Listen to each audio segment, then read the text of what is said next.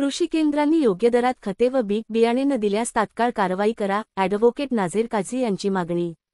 बुलढाणा जिल्ह्यातील तमाम शेतकऱ्यांना ऐन पेरणीच्या तोंडावर जर कृषी केंद्रांनी वेठीस धरत असेल तर त्यांना सोडणार नाही, असा सज्जड दम त्यांनी दिला असून बियाणे आणि खताच्या दरातील अनधिकृत वाढीवर प्रचंड संताप देखील व्यक्त केला आहे। बुलढाणा जिल्ह्यातील कृषी केंद्रांवरून शेतकऱ्यांची सर्रास लूट सुरू असून मूळ दरापेक्षा जास्त किमतीने खतविक्री, बियाणे होत असल्याच्या तक्रारींनी जिल्ह्यात खळबळ उडाली आहे। या पार्श्वभूमीवर राष्ट्रवादी काँग्रेसचे जिल्हाध्यक्ष ॲडव्होकेट नाझीर काझी यांनी संताप व्यक्त करत कृषी विभागाला थेट इशारा दिला आहे। जादा दराने खतविक्री करणाऱ्या कृषी केंद्रांवर तात्काळ कारवाई करा, अशी मागणीच त्यांनी केली आहे। जिल्ह्यातील शेतकऱ्यांनी थेट ॲडव्होकेट काझी यांच्याशी संपर्क साधून डीएपीसह विविध खतांचे मूळ दर आणि विक्री दर यामध्ये मोठा फरक असल्याचे निदर्शनास आणून दिले।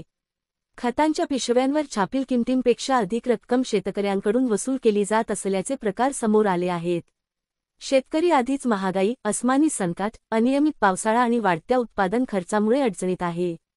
त्यातच जर कृषी केंद्राद्वारे त्यांची लूट होत असेल तर हे मुळीच खपवून घेतले जाणार नाही, असे परखड मत व्यक्त करत ॲडव्होकेट काझी यांनी कृषी अधिकाऱ्यांना कारवाईचे स्पष्ट निर्देश दिले।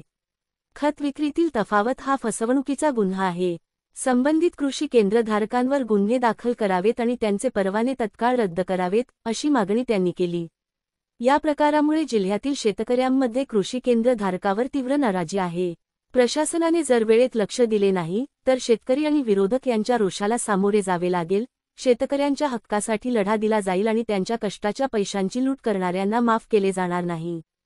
प्रशासनातील अधिकारी जर बेकायदेशीर विक्री करणाऱ्या कृषी केंद्रांना पाठीशी घालण्याचा प्रयत्न करत असेल तर त्यांनाही माफ केले जाणार नाही, असा निर्धार राष्ट्रवादी काँग्रेसचे जिल्हाध्यक्ष ॲडव्होकेट नाझीर काझी यांनी प्रसार माध्यमांशी बोलताना दिला आहे।